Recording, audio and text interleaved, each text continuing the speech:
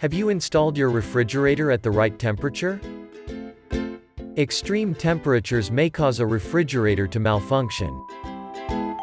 There will also be too much heat generated by the compressor. Temperature should be checked in the installation area. Cold temperature is.